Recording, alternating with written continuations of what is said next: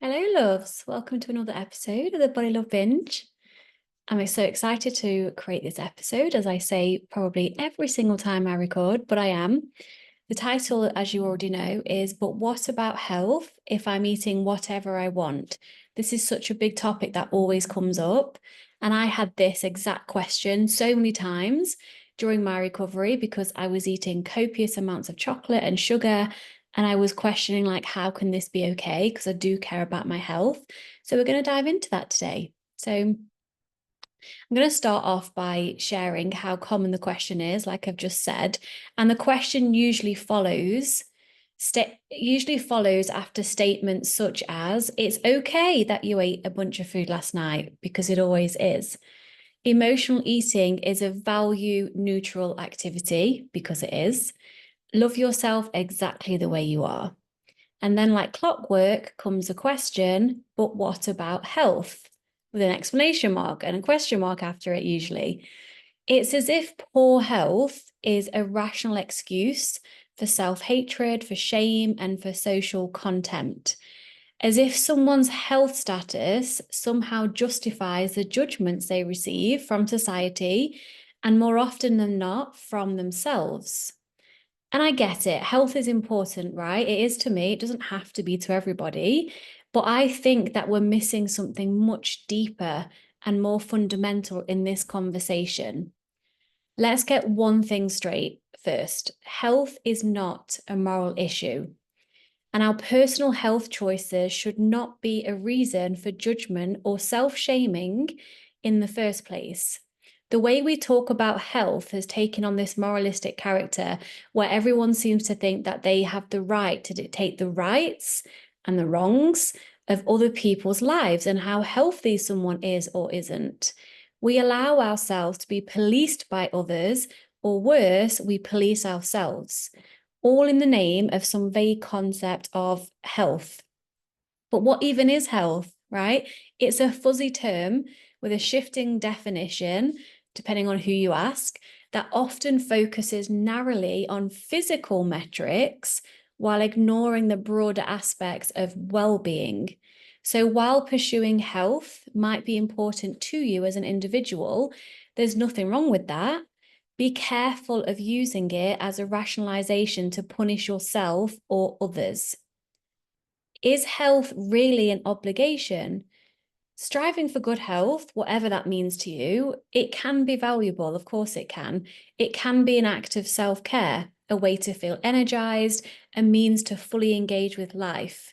But it is not an obligation. It's not something we should ever feel shamed into by cultural expectations or the endless barrage of diet culture messages that tell us we're not enough unless we're constantly striving to be thinner, fitter, or cleaner in our eating habits. I've worked with many women who consider themselves in larger bodies, and there's like a justification to this. It's almost like they were saying, okay, I'm fat, however, I am healthy.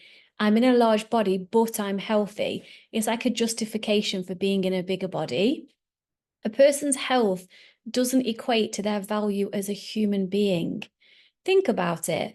No matter how healthy or unhealthy someone seems or someone is, it doesn't change their inherent worth, their right to exercise free will, or their capacity to love, joy, and contribution to the world. It doesn't.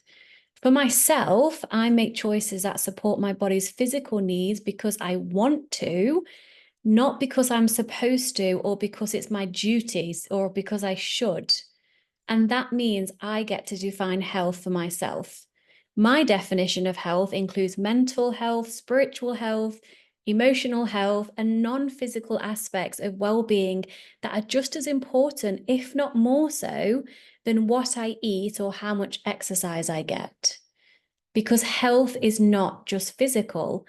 That brings us to this other crucial point, that health is not only physical. It's mental, emotional, and spiritual. It's about feeling good in your own skin and feeling capable of navigating life's ups and downs without constantly obsessing over every bite of food or every calorie burned. So what if in a given moment, I don't want to make the most healthful choice by society standards.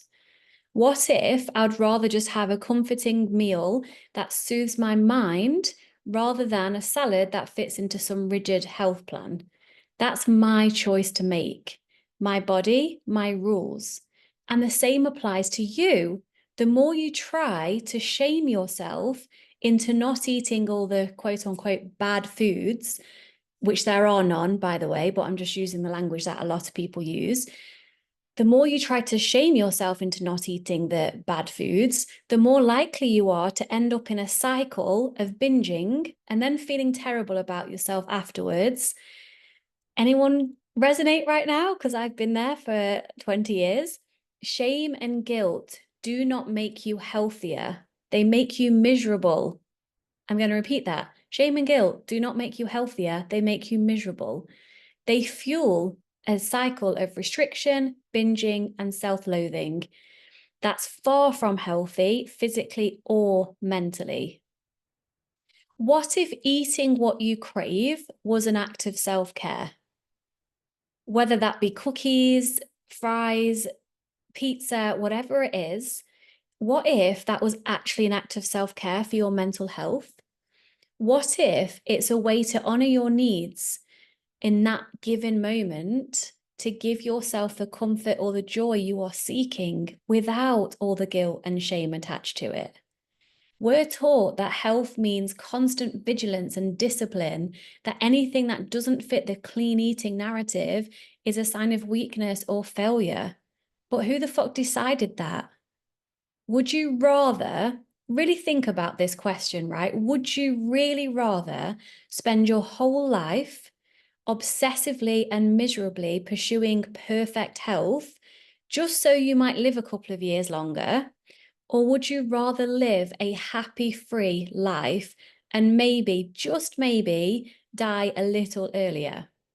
Of course, that's a random example with no scientific backing, but you get the point. I know which one I would choose. I know which one I have chosen. When did we start thinking that the point of life is to stretch it out as long as possible, even if that means sacrificing our peace and happiness in the process? Plus, let's say your life goal is to live as long as possible, regardless of the quality of your life. So you decide to cut out sugar. How has that been working for you so far? Have you found yourself face planting into all the sugary foods and eating them in secret yet? I thought so. I have been there too. So, unless you have the genetics for anorexia, your body will push back against any restrictions you place upon it around food. So, by trying to stop eating sugar, you will most likely actually end up eating more of it. It doesn't even work, right? And again, I've been through this many times. And if you do have the genetics for anorexia, which are switched on when you're below a certain weight that's dangerous for you, not the BMI scale, for you, and you do manage to successfully cut out sugar, how's your life? Is it full of freedom and happiness and health and joy? I didn't think so. Something to think about. Health is a personal choice, not a moral obligation. At the end of the day, health is a deeply personal choice. My definition of health might be different to your definition of health, and that's okay. You get to decide how it fits into your life, how much energy you want to devote to it, and what your priorities are. You get to decide what makes you feel good and what nourishes your body and your soul. And just like I don't judge you for your choices, you don't have to judge yourself either. Everything is a mirror. If you're judging others, you're judging yourself. If you're judging yourself, you're judging others. It's just the way it is. When you've let go of restrictions, both physically and mentally, and have a neutral, peaceful relationship with food in your body, making healthy choices becomes easy and effortless. There is no willpower involved because allowing yourself to eat freely creates space for genuine choice. Allowance creates space for choice. You cannot rush to this stage. It requires going through the process of unrestricted eating, allowing all foods, doing the deeper inner work around self-worth and the fear of weight gain. Whether you actually gain weight or not is irrelevant. The fear is still there until it's not, until you've worked through that. Only then can you reach a place where you can easily and effortlessly choose the quote unquote healthy option if it feels good for your body, mind, and soul in that moment. Because every moment is different. I was speaking to a client only yesterday about nailing yourself to the present moment with food. So if you're eating breakfast, how do you know what the hell it is you're going to want for lunch or for your dinner or later on that evening? You don't until you get to that moment in time. I mean, you could probably guess, you could probably predict, but you don't know until you get to that moment. So eating, enjoying, and then forgetting and moving on and being in the present moment with yourself, with others, and with food is the key to a peaceful relationship with food as well. One of the keys. There's many keys, of course. So the next time that question pops up, but what about health? Take a moment to reflect. Are you really worried about your health, or are you using it as a way to justify being hard on yourself? Are you using it to deny yourself the joy of living in the present moment, free from fear and self-criticism? Are you really worried about your health, or are you really afraid of weight gain? Because you deserve more than that. You deserve a life where your worth is not measured by the number on the scale or the type of food that you eat. You deserve to feel at home in your own body, just as it is right now. Your health is yours to define. Your body is yours to care for, and your life is yours to live without shame and without guilt. So making the choices that feel right for you in every moment. And that to me is true health. So this was actually a shorter episode. I thought I'd ramble on a lot more than I just currently have. But what did you take away from this episode? Let me know, because going back to something I shared in the episode that we're currently still in, I tried so many times to cut out sugar and it didn't fucking work, did it? I even created like, oh God, this was years ago now, like a Facebook group in January with like friends and family to like all help each other to cut out sugar for like the whole of January, to try and motivate myself and have accountability.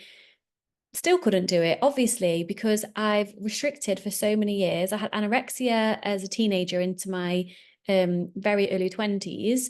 Because the anorexia gene was then switched off for me, because I reached a certain weight that switched that gene off, the migration response of move less, move more, eat less, move more, eat less, I couldn't restrict anymore. I was binging my face off every night. I was compensating. It turned into bulimia. I'm sure many of you can relate. So every time I read something about how sugar's a devil and it's going to kill you and you're going to die early and you're going to get Alzheimer's and all of those things, I'm not saying that there's no relevance to any of that at all. I'm not just dismissing all of that. But at the end of the day, me trying to cut out sugar because of all these health concerns didn't work. I ended up eating more sugar because I would end up binging on it in secret and feel so much shame about doing so.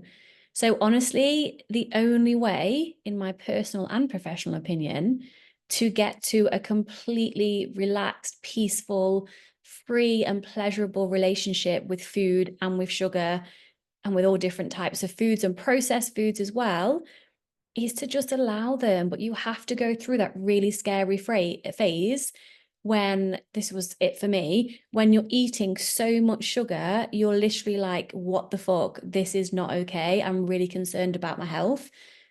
90% of my clients go through that stage, and it's okay. You come out the other side, but you won't come out the other side if you then revert back to restriction because you're afraid of what this sugar is doing to your health. That's the thing. That's a hard thing, because everyone around you and society in particular, and even dietitians who aren't clued up on this and health professionals who don't understand this, can be so damaging, because the amount of clients I've had that have come to me and they've got a dietitian, or they've had a dietitian, or I'm not slating dietitians, by the way, I'm just giving you my experience of what my clients have told me, or their therapist, they're asking them to write a food diary. And then when they're noticing that this person's eating a lot of processed sugary foods, they're suggesting things like, oh, well, what emotion might you be feeling instead? Maybe you should journal before you eat the processed foods. Maybe you should just, try to eat it in moderation. That is like, I know it seems helpful and logical, but it's not. It's so damaging and dangerous, because don't you think I've tried that all too? Don't you think I've had like enough therapy to last me a lifetime? Yep. The only thing that worked for me was coaching, hence why I chose to become a coach, and actually really thinking outside the box and fucking understanding this at its core. So there you go.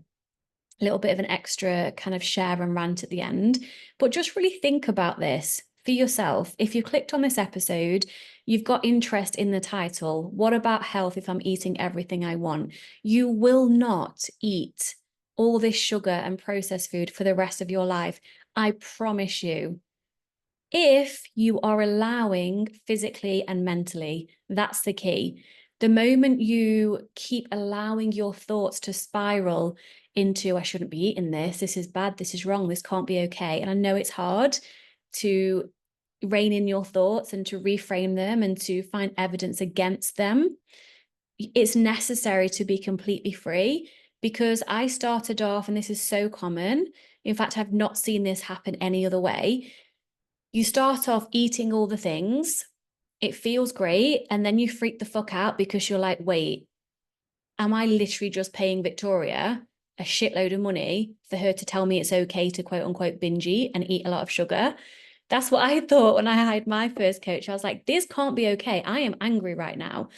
But I trusted the coach, and I paid a lot of money, and I trusted the process. And I was like, you know what? Everything else that I'd been trying to do wasn't working anyway. So what have I got to lose? That's what mindset I ask my clients to go into this with. What have you got to lose? How many years of evidence have you got of trying to restrict doesn't work? Or perhaps you're in the camp where you are able to successfully restrict. Well, are you having a nice life doing that? No, of course you're not, right? So what have you got to lose? Nothing. And that's why, in my opinion, coaching and support is really essential through this, because it's scary when you're eating all the things, especially when, I'm going to share with you amounts that I used to eat when I was binge eating before I got support. And then it kind of carried on for a bit into this allowance phase, because I used to hear people say, oh, I ate a family-sized bar of chocolate or a tub of Ben and Jerry's and I feel so bad because I binge ate. And I was like, what the fuck? That's something I would have like without it considering without it being considered a binge. I would go to the shop, Tesco in particular, and I would spend like what, 30-40 pounds on binge food, Ben and Jerry's chocolate, sweets. It was never savory stuff, it was always sweet stuff. And in the way back in the car on the way back home, I would have nailed 2 family-sized bars of chocolate already. Then I would get home, probably eat the two of Ben and Jerry's, open the kilogram bag of M&Ms, have 2 other family-sized chocolate bars, some brownies or like millionaire shortbread bites, whatever it was I brought. I would eat so much processed food, it was almost physically impossible for it to fit inside my tummy. That was what I used to call a binge. And again, we don't need to compare like volume, but it can be helpful, because a few clients have shared with me actually that the reason they signed up to work with me is because their binges are currently like mine used to be, aka not just a bar of chocolate, like 10 fucking family-sized bars of chocolate, Ben and Jerry's, brownies, the lot, putting it in the bin to try and stop yourself from eating it, putting washing up liquid over it, and then going back in the bin and trying finding any edible parts of the stuff you put in the bin. That was me. A lot of shame around that, obviously, but you can be free. You can be healthy if that's important to you, and whatever the hell health even means to you. But you have to go through the process and, of course, do the deeper work around body image, self-worth, self-love. It's a holistic way of working through this. So, my loves, there you go. Hope you enjoyed this episode. Always let me know. I love to hear from you all. And thank you for all the support you've given me through my pregnancy announcement when am I releasing this? A few weeks ago. And just really appreciate all of you so much. Okay, much love, and I will see you very soon next week. Bye-bye.